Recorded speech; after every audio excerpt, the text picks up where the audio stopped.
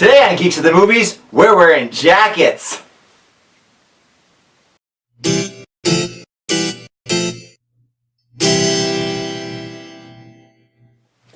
Hola, Geek fans! It's that time again. It's 4:30. It's Friday. We're shooting at the luxurious Goodrich Studios International, and this is Geeks at the Movies. My name is Shane Goodrich. I'll be your host for this evening, and joining me, as always, our illustrious lead writer, the Mr. Jacob Desitels. What's going on, guys? Jacob, are you excited about today? Yes, I am. You should be, because you gotta make it up for me. We don't have the best episode today. Jacob kind of phoned this one in. It's a very slow news week because everyone's focusing on Star Wars, okay? But let's just get right started with Star Wars The Force Awakens. It's made a buttload of money, Jacob. Yes. I think it's made almost $50 million in the opening weekend for domestic release. Yes. Over $500 million worldwide, breaking Jurassic World's records. Yes. Talk. Well, whoever thought that the opening weekend box office record would be broken twice in the same year? Whoever thought Jurassic World would be the first one to break that in the first place? But it's just crazy that this has happened. And I added this into the show because it's a worldwide phenomenon, Star Wars: The Force Awakens, and it's a very important topic for movies because Star Wars is the biggest movie in the world now, and people were saying that because of the winter it would only make like 150 million domestic, but it's just gone way past that. It's almost 250 million now, and it obviously deserves it because it's a great movie. It's a great movie, and I want to mention, as I always do, I don't like the way the box office is reported. Yeah. It annoys me because just the way it's done, inevitably a new movie will win out every year because it doesn't take account into inflation. So if you go back to like a movie like Gone with the Wind, that made ridiculous sums of money back then. So these numbers are a little weird to me. But either way, we'll put that aside for the moment and let's go with the Star Wars euphoria, because this movie was fantastic. Yeah. I've had time to reflect on it now, Jacob, and we're going to do a video where we talk a little bit more about our thoughts. We're going to see the movie again all the way through, both of us, make sure we kind of digest what's happening. Because when this movie came out, I told you that even if the movie sucked, you were going to like it the first time. Yeah. You're going to lie to yourself and you're going to like it. Just like when the prequels came out, I saw this really amusing video of all these people that just saw the prequels the first one for the first time, and almost all of them were like, "It's so good, the characters are great, oh, I can't believe what they do with this is fantastic." There was like one guy who was like, "I don't like this too much," right? But so many people, and I remember when I saw this movie the first time in theaters, when I got out of the prequels, the first prequel, the episode 1. Yeah. I got out of the theater with my friend. We skipped school. I was in high school at the time. We skipped school to see the movie. My friend fell asleep during the film. Right? Like 2/3 of the way in, I looked over, I'm like, "Oh, he's sleeping."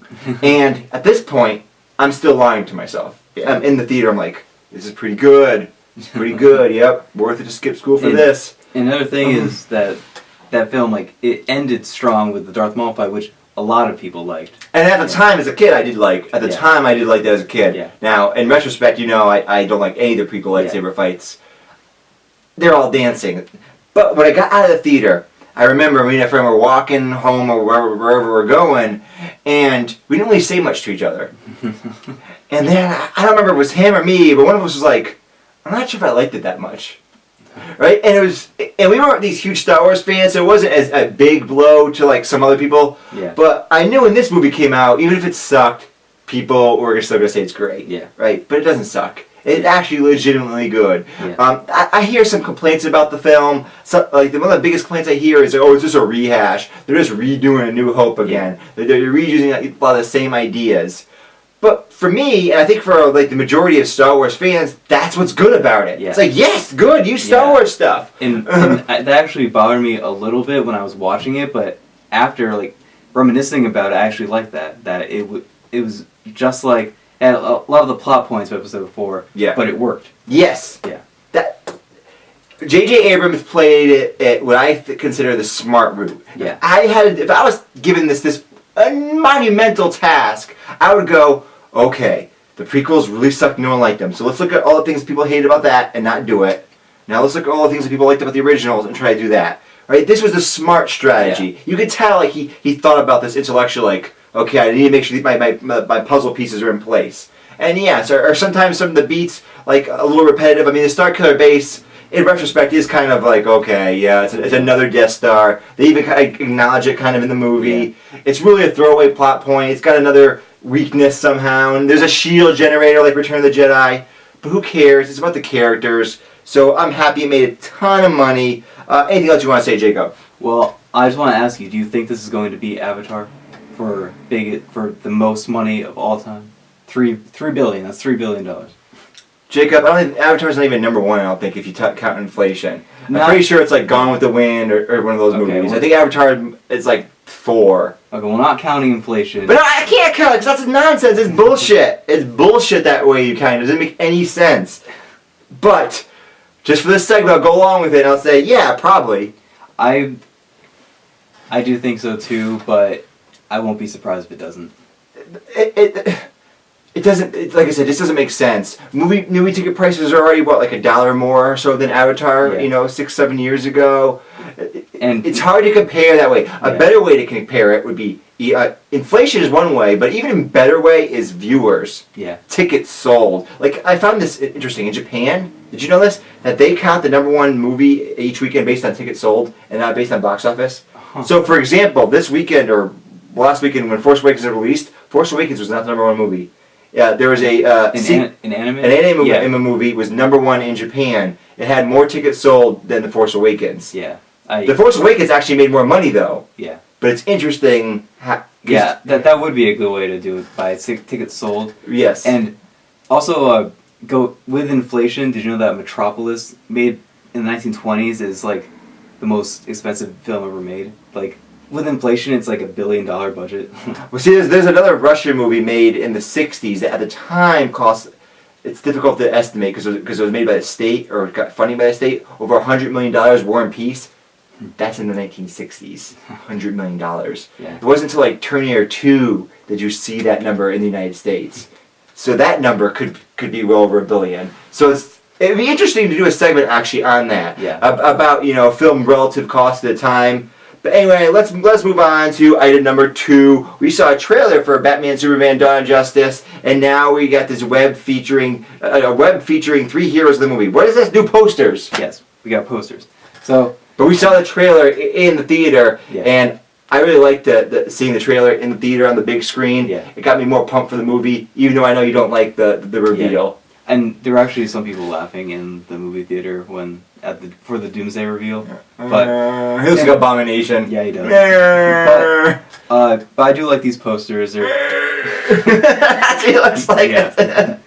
We got to see. You don't get one of Doomsday, but we got one of Batman, Superman, Wonder Woman. Then we got one of them all together, which it's really interesting how they're marketing this movie because. Like, at first they were really capitalizing on it's Batman versus Superman, and now it's Batman versus Superman and Superman with Wonder Woman in there. It makes sense that they want people to know that the 2 most influential male heroes are fighting each other, and then the most influential female superhero is going to be there as well. Well, it's Batman versus Superman: Dawn of Justice. Yeah. So there's Batman vs. Superman is the first part, and the Dawn of the Justice League is the second part. Yeah. So really, they were clever with that. They were clever with the title of the movie. Yeah. Because they already told you what was going to happen. You already knew that. So this is why I wasn't bothered by the reveal, because I'm like, we already knew they had to come together to fight somebody else. Yeah. So who are they going to fight? So they have Doomsday. Yeah. Mm-hmm. So, yeah, I understand that, but I do like the title, but I think they should save all of that for the movie and not just put all of that in the marketing. But I do like seeing Gal Gadot as Wonder Woman, and hopefully she'll be a good actor. I have a question to you about that. I'm seeing these posters. I'm seeing Henry Cavill and what's the other guy? Ben Affleck. They're doing their tough guy pose. They're doing the pose they gotta do right for the cameras. Yeah. We saw it in the trailer. Gal Gadot is also doing the pose, right? Yeah. What do you think of the pose? Because I'm looking at her like her face. I'm like, are you convinced by that? I do think that she will be. She will have an intimidating presence on film, not acting wise, but just her physical presence. Even though she should buff up a little bit because she was very skinny before she started filming for this movie. But I do think she will fit that role physically as the Amazonian warrior princess. Okay. Yeah. But let's yet to know if she'll fit that role like in the non-hero scenes. Yeah. Like there's that quick shot of her at like a dinner party Yeah. with Bruce Wayne. How is that dialogue going to come out? Is that going to work? Or is it going to be some cringing going on? That's what I'm wondering. I really hope that she's going to do a good job, 'cause I want her to do a good job. Yeah. I was opposed of her playing in the role at first, but now it's too far. She's in the movie already, so we have to cheer for her and hope that she's good. We have no choice but to cheer for her. Yeah.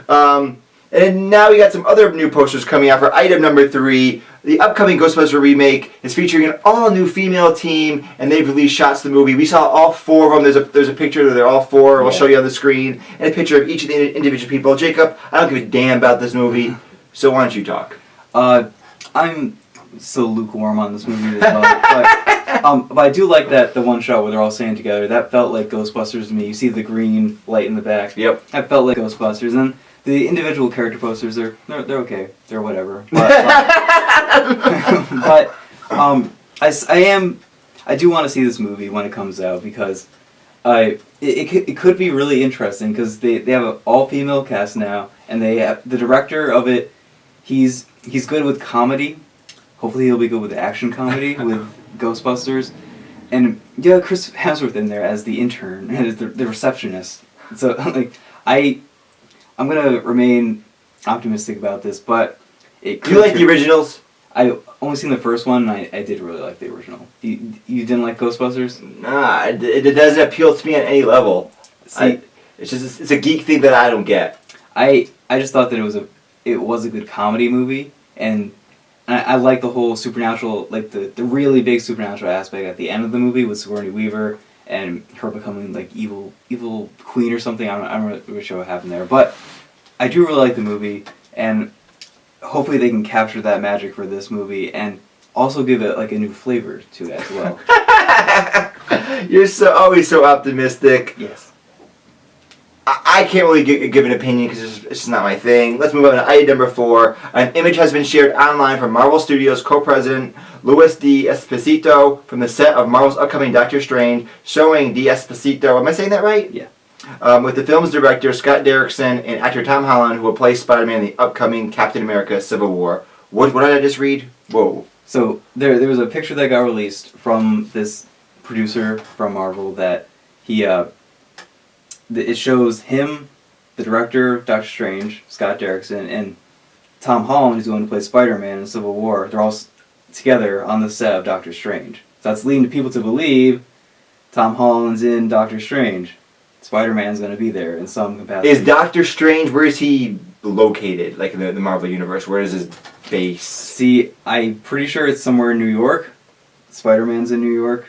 So that could work, but he's also like filming, like starting to get together for Spider-Man soon. So they're gonna be filming that soon. So he's like, Tom Holland is already like gonna be in location where they're shooting Spider-Man, which is a different location than where they're shooting Doctor Strange.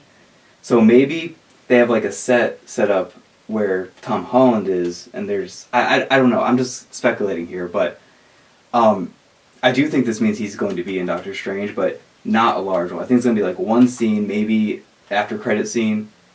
We'll see what happens. I'm really looking forward to seeing Spider-Man in Civil War. I just want to see what Marvel proper is going to do with that. Now that Marvel Studios has Spider-Man, what is he going to be? Is he going to be? How is the costume going to look? Is it going to be this classic look? Is it going to mix it up? Yeah. How is the character going to have a big role? How is he going to sound? I mean, the actor's pretty young, right? That's playing him. Yeah, he's 18. Okay, so and the other actors were much older. Yeah, they were like Andrew Garfield was like 30 when Man, he looks so much younger though. All right, then let's move on now to item number 5. Paramount Pictures have announced that the relationship with Hasbro will be growing as the future G.I. Joe films will cross over with other Hasbro properties such as Micronauts and ROM. Yeah, this is another topic that I don't really have much to say. I saw the first G.I. Joe movie when it came out in theaters, but Did it have Cobra? yes, but I don't remember anything because it was such an unnoteworthy film. Because the new one, I don't think the first one did, but the new one has Bruce Willis in it. The Retaliation. I didn't see the second one, but I heard that movie got a lot of bad reviews, and so did the first one. Wait, they're making another one? They're trying to do this crossover thing with other Hasbro properties that other people have. That What the hell is Micronauts and ROM? I looked it up. I've never seen these toys. They're all toys. Everything from Hasbro is based off of toys, just like the Transformers. Okay. And I mean, I'm not from the '80s. I didn't grow up with these toys. Jacob, I did grow up with G.I. Joe. I'm from the 80s. And I remember watching the G.I. Joe cartoon. I kind of liked it. I think I was into the G.I. Jane. I might have been a red-haired, female character that I was like kind of into. When you're a little kid, like I was into Cheetara, like kind of like that. Like oh look, the lion woman or whatever she was. You're stupid as a kid, right? But as an adult, I don't have nostalgia for it like I have for other properties I liked as a kid. It's just like, I kind of liked it as a kid, and I look back, it's just a bunch of army dudes in war, and it's lame to me now. I do have nostalgia for the Transformers toys though, because I did grow up with the new generation of them. I had nostalgia for Transformers toys because I actually like that still seems a cool idea. Yeah. I just wish they didn't butcher it so bad in the movies. Yeah, I was always end up like breaking the toys trying to transform them. I didn't follow the instructions, but I actually would be interested if with the right team behind it if they did a G.I. Joe Transformers crossover. If the right team behind it, like how they had that big writers conference with like all these great people in it, and they don't actually have them like behind any of the movies. They just have them there for ideas. So if they actually took some of those people and put them behind a movie like that, I think it could turn out really well. But you need to completely reboot both of them first. Please reboot. They're not going to reboot the Transformers anytime soon because they have all the spin-off films coming out and everything. And I don't understand the whole animated movie. That's just bizarre. But the other one, what was it? It was going to be like a prequel film, like how they came about. That's the animated one. Okay, yeah, I can't remember what the other one was. The other one's Optimus Prime in space, right? He went off into space. Because he can fly, apparently. Yeah. That's so bizarre. Yeah, hey, I can fly! He slips off at the end. Like, what? And apparently Mark Wahlberg's returning, which means that he's going to be back on Earth, which is the boring part. And the humans. I don't care about the humans. I know. It's just like with Jurassic World. Same shit. Yeah. I want to see dinosaur action. Instead I got some whiny kids and some other people. Yeah. Ugh. But getting back to these toys, I looked them up and I don't remember seeing any of those ever. Like I didn't look them up, so I can't say. I can't remember them. I'm pretty sure ROM. I actually did it like when I was collecting these like weird obscure comics when I was a kid. I did pick up some ROM comics, and they were based off the toy. He's like this. He's basically like a Transformer, but he doesn't transform. He's like just another big giant robot that shoots some missiles. I don't know, but that was a character from Star Trek: Deep Space Nine. ROM, Quark's brother. I did look up ROM, and that was the first thing that came up. But maybe that, like, if they cross over G.I. Joe and ROM, that could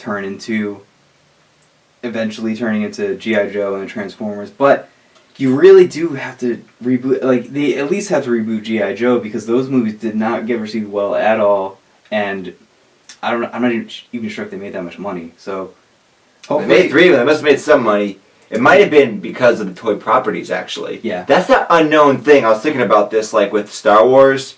Oh, yeah, it's making all this money, but what about all the toy money? Yeah. That's gotta be huge. BB-8's gotta be selling like crazy. Those little BB-8s, oh my god. Yeah. So, like, the Transformers movies, one thing we overlook is, like, they selling toys. Yeah. I mean, it's like a commercial at times, those Transformers movies. It's really ridiculous. The 4th Transformers movie is in the $1 billion club. It made $1 billion. It's insane. Imagine how much money that movie would have made if it was good.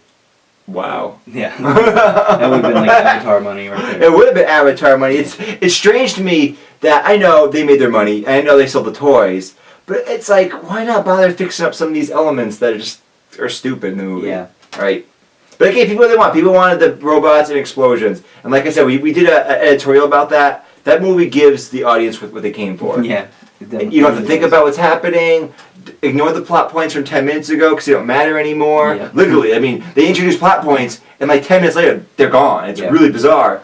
It's an in-the-moment movie. Yeah, and they also gave them Michael Bay, which apparently they wanted because they went back and saw the other 3 movies and then came back for this one.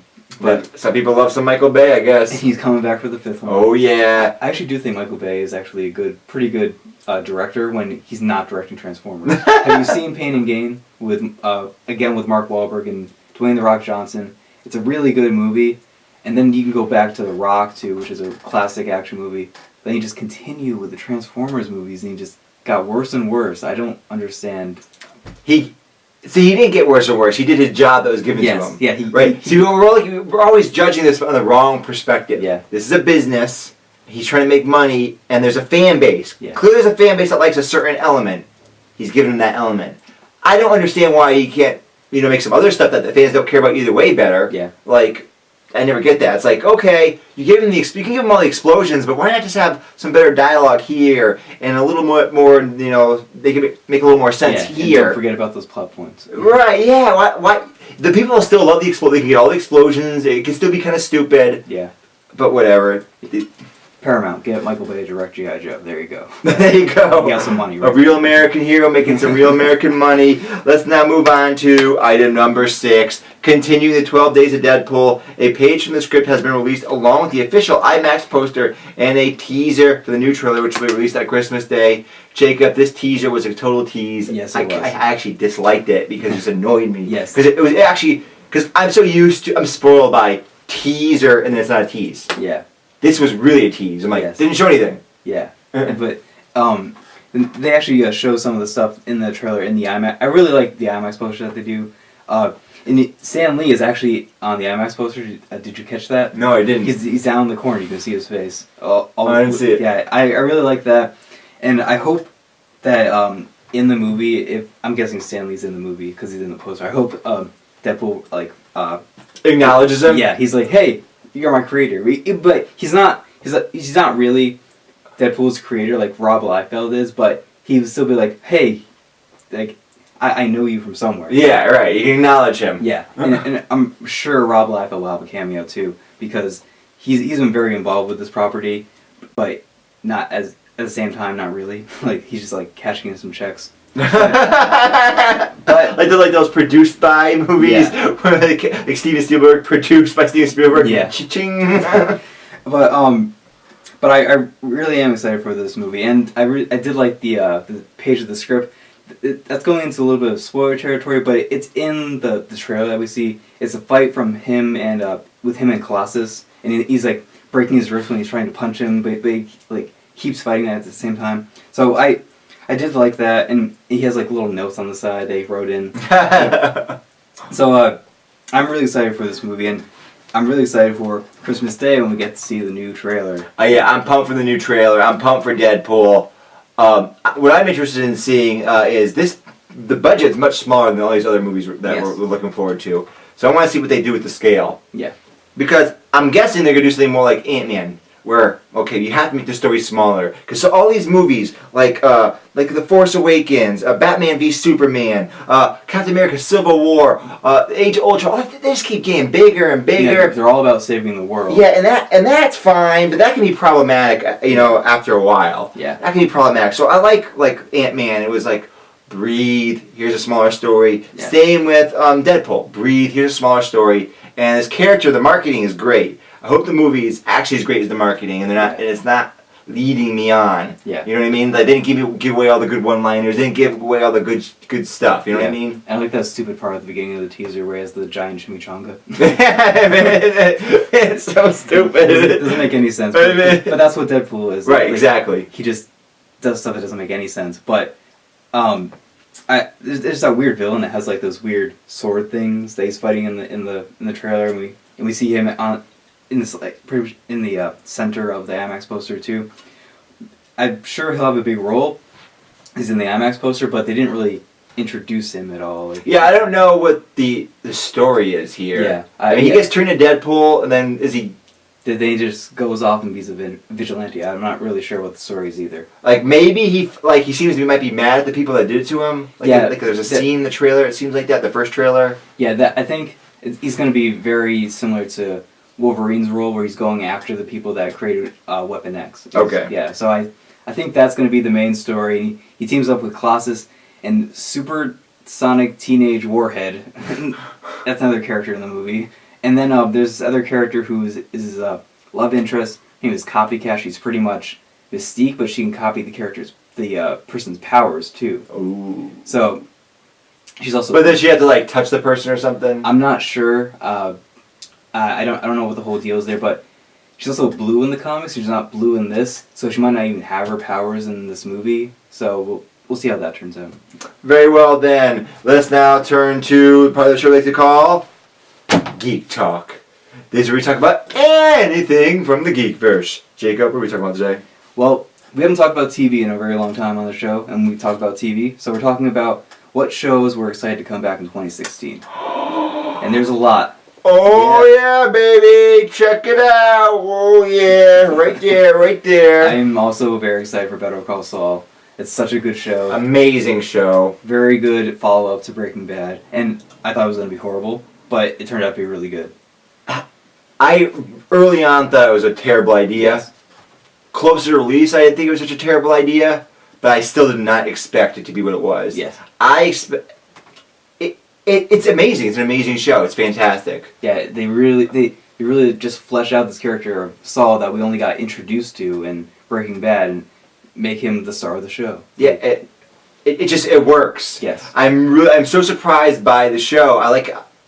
In retrospect, it seems like I like it as much as Breaking Bad. I was so into all the episodes. Yeah, not yet. I don't like it as much as Breaking Bad yet, but because of some side elements to it. But I do really enjoy the show, and I do think the second season is going to blow us away, just like the first season did. Yeah, I can't wait. What else are you looking forward to, Jacob? Another big show, Game of Thrones. That's coming back in April. Oh, yeah.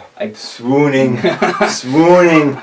I'm just really mad that we have to wait until April for it to come out, but The break keeps getting longer and longer, but you know it's because they're pumping that money into it. They're pumping that money. They're making this even more epic quality. Yeah. And there's just huge cliffhangers at the end of every single season, and this one was really good too. Yep. We're gonna find out what happened to Jon Snow. Jon Snow. Is he dead? And I don't think so, because I don't think so either. They're releasing some promotional material that says that he's not. But yeah, there's I can't remember the character's actual name, but Reek and his stepsister. We're gonna see what happens there, and then Brianna Tarth, did she really kill that guy? I do not think she killed Stannis Baratheon. Yeah. I am guessing that Stannis is not dead, and that the Red Woman, Melisandre's predictions will actually eventually come true, and then he might play a big role again. Yeah, and I want to know what happened to the. It'd be more interesting if he was alive. That's one of my biggest reasons why don't kill him off this point. Yeah, because he's a broken down man at this point who's lost everything, who's killed his own daughter. Yeah, that was by setting her on fire. That was a crazy scene. That scene was so brutal. The actress, I don't know, the girl that played that, 14-year-old, however old she was, like her screams were like, at no point was it like, oh, some cheesy kid acting. I was like, whoa, this is really brutal. Yeah. I mean, that was one of the most brutal scenes I have ever seen on TV. Yeah, really. And remember that really weird... Can you come back from that? Is that like the Han Solo... Oh, we can't talk about shit. Yeah, we can't talk about that. I'll put out. But, yeah, I want to know what happened to the weird demon that went and killed the king that Brianna's heart was serving under. Because it just kind of like disappeared after it killed that guy. I think that was his purpose.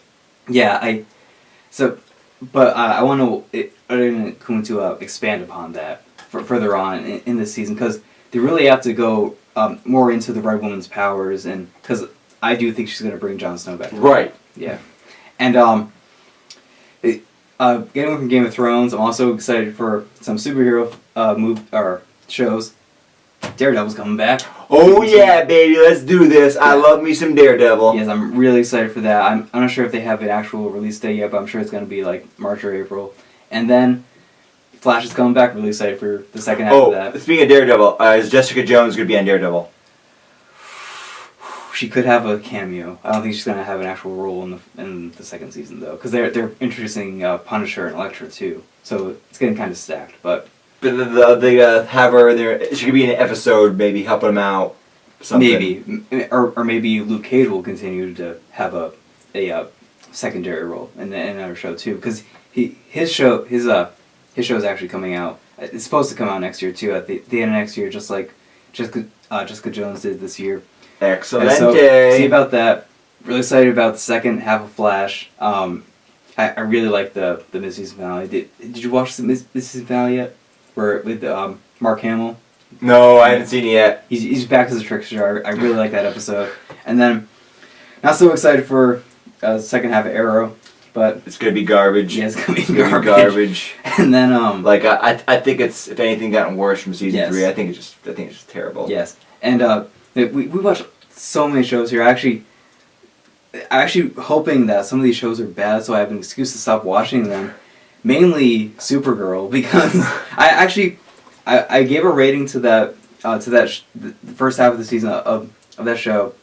I gave it a C. I want to downgrade that to the D because that's what it deserves. The D show. Thank you for actually making your rating match what you said. Yes, I gave. You buttered me up. I was like, maybe it wasn't that bad. It really was. And no, it ended. The last episode was awesome. Yeah, the last 5 minutes of the last episode was awesome, and I actually am looking forward to the second half of the season slightly more than I would have been originally. See, to me, like, so many superhero shows started like Supergirl. Yeah. Like, I wasn't that into Flash at first. I wasn't that into Arrow at first. None of these shows I watched were really into that at first. Agents of S.H.I.E.L.D. I wasn't that into it at first. They had tons of problems.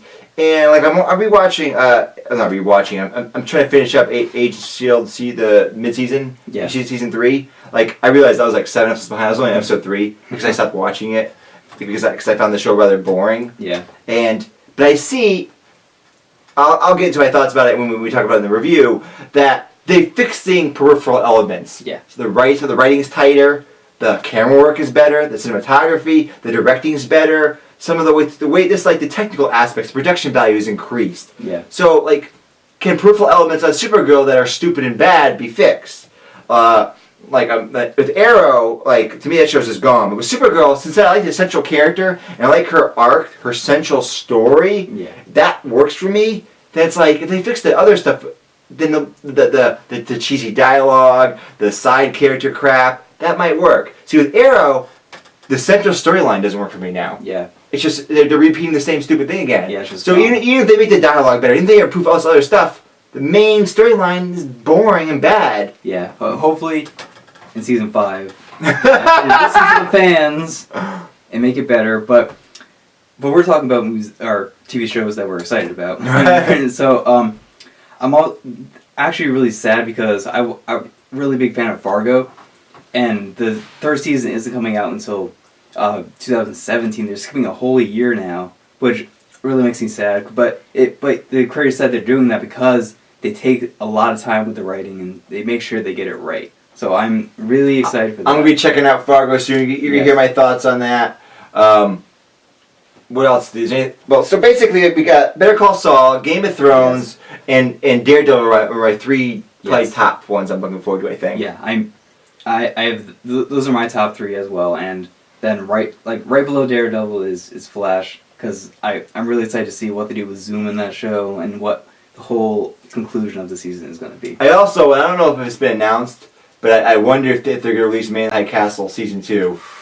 Yeah, I hope so. I'm halfway through that show. I'm really excited to finish it, and I really hope Amazon does pump out another season of that show. It might be difficult with getting the production values right and the money and time, but that would be also up there if that is happening. But anyways, let's move on now to something we call Old School. This is where we talk about a movie that's over 10 years old. So simple, right, Jake? Yes, it is. What are we talking about this week? This week, we're talking about the classic Clockwork Orange. Oh yeah, Stanley Kubrick, Malcolm McDowell. This was adapted from a novel. It's a story about this this man, Malcolm McDowell plays this character who's basically a psychopath. Yes. He goes around for the ultra-violence. He likes to commit violence and rape people and hurt people. And so in the early parts of the movie, we were in this kind of weird future. It's sort of a future sci-fi setting. And he has this gang that he's with. I can't remember the Droobs. Yeah. It has all this weird slang they use, which was taken out of the book because the book mixes Russian and a couple other things to make this weird slang they use in the movie. And it follows in the early parts of the movie. It's just him and his gang terrorizing people. Yeah. You're like, wow, this guy's horrible. There doesn't really seem to be a plot point. It's like, where's this going? It's just scene after scene of violence. He breaks into some person's house and just starts raping the guy's wife or just whatever. Eventually, though, he is caught and he's put into this weird reconditioning program. Yeah. Where every time he tries to commit violence, he gets sick. He just can't do it. He can't. So basically, he becomes defenseless, and then all the people he fucked over start to fuck him over. Yeah. Right. And it's. Tom, what do you think? What do you think about this movie? I really liked it, and at the end, I was kind of emotionally just confused about like what is the meaning of this film, and after a while, I got it. But I really did like the movie when I was watching it. I really like after he gets out of that place and he sees the people that used to be in his gang are now cops, and because he but like Shane said, he fucked them over, and now they're going after him now. So I really liked seeing him getting what he deserves, right. but also. But you also like want him to like get out of it, like So the thing is like at first it's like, oh, he deserves this, but it's like this is not a fair fight. Yeah. He can't even fight back. Yeah. He's just getting beat on, right? And that's kind of what Stanley Kubrick's point was. Like, well, first of all, he's not actually changed. Yeah. Right? You haven't actually changed him. This weird forced thing, and now you just made him a victim. Yeah. He's just the victim now. That's getting piled upon now. Yeah. Right. And then at the end of the movie, he's just back to the way he was, and it's kind of like you said, he was never changed in the first place. Yeah, he was never changed in the first place. You know, this force, that's his idea. Like, some authority on high is forcing you to act a certain way. That's not real change. That's not making a real moral choice. Yeah. You can't make a real moral choice unless you actually have a choice. Yeah. It's like someone sticks a gun to your head and says, do good things. You're not making a moral choice to do good things. You're forced to do it. Yes. Right? So that's what he was kind of talking about, the underlying theme of the movie. One thing I really liked about this movie, and I like this about all the Stanley Kubrick movies, he is so freaking good at this, is the music. Yes. Yeah. God, he nails every. I've seen all his movies, except for maybe two of his early ones. And the music in all of them is fantastic. He's so perfect with the selection. Yeah, just in like the only other Stanley Kubrick film I've seen is The Shining, and music in that is great too. The opening shot, the ominous music. Yes. And he actually uses music to his advantage in this movie. Like it's a plot point in the movie. Yes. At the end where he's forced. He gets tortured by listening to that music, and then hearing it again, has a trigger in his brain. Yeah. And forces him. He likes Beethoven. Yeah. He forces him to try to commit suicide. So then that like kind of takes him out of it. Right. It breaks the weird conditioning. Yes. It breaks the conditioning. Yeah, and then I was really confused at the end because I was like, is he saying he should be like we should all be evil, like we should all be evil maniacs? But then I looked up what the meaning of the name is of the film, A Clockwork Orange. It means like a person can't be good or evil. You can't be in the middle. They have to be either good or evil, and like he picked the side of being evil, and that's just how he was. That's just how that character is. Right. It's a choice he made. It's all about the choice. Why the conditioning doesn't work. Yeah. Right. Because you can't force them to make the choice. It's like, oh, we're gonna force you to be good. That doesn't work. Right. Yeah. You have to make a choice. Yes. Right. So yeah, I really like this movie, and it was very brutal at the beginning, and it was rated X when it came out. Yeah, and I can see why, because there's just so much like very graphic stuff in that movie, but it serves the purpose of the story. So and at the time, it really was really shocking. That's why it's rated X. Yeah. Because I mean, because even like the concept of rated R movies were only around for a few years. I think this was released in 1969, and I remember briefly when I was like, I don't know, 17. This was my favorite movie of all time. It was very brief. You know, a lot of people.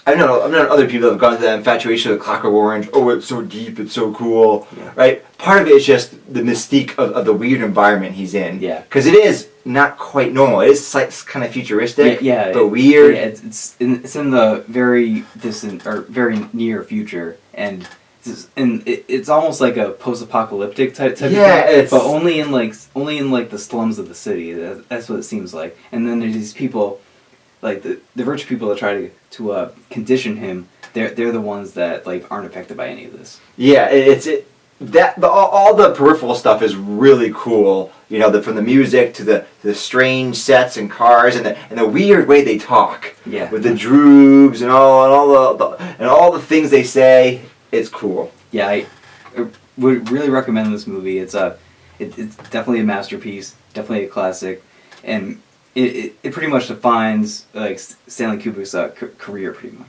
Yeah, I mean, this puts Stanley Kubrick on the map. I mean, people point to this and they point to 2001: A Space Odyssey, are like are two things they point to. Like you mentioned The Shining. People really like The Shining; they love it. It seems like a little bit. That's not the first thing people mention. They mention Stanley Kubrick.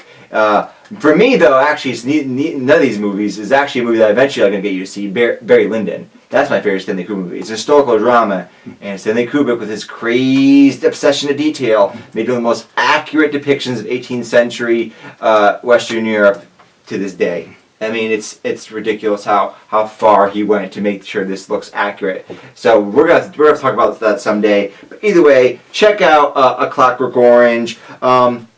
But if you don't like ultra violence, then don't check out Clockwork Orange. Don't do that. It's a violent movie. Today's standards, it's not as brutal or violent. Yeah, it's just pretty much the tone of the movie. It's the tone of the movie. It's depressing. It's bleak. Not a lot of good things happen to people, which happens in a lot of Stanley Kubrick films. Now that I think about it, actually, a lot of Stanley Kubrick films. But sadly, Jacob, we've now reached the end of Geeks of the Movies. Woo! This has been one brutal episode today, Jake. You talked about a lot of stuff that I didn't want to talk about. I thought we were going to end this episode in like 10 minutes, but we made 42 minutes. It's unbelievable. I'm stunned. Tell them where they can see more. You can check us out on our YouTube channel at Geeks at the Movies. We have a ton of content there. You can also check us out on Facebook. Press the like button. Check us out on Twitter at Geeks at the Movie. And where can they also find us? They're going to email us at geeksofthemovies.ct@gmail.com. We want to hear from you. We want more guest geeks. We want more people on the show guest geeking. We got Rachel McLeod very soon. Our video's already edited. It's going to be released soon. Another guest geek segment where we're going to be talking about portrayal of Africans in movies and whitewashing. Checked it out. But either way, Jacob, let me borrow this. My name is Shane Goodrich. This is Jacob Desatello. And we've been Geeks at the Movies. I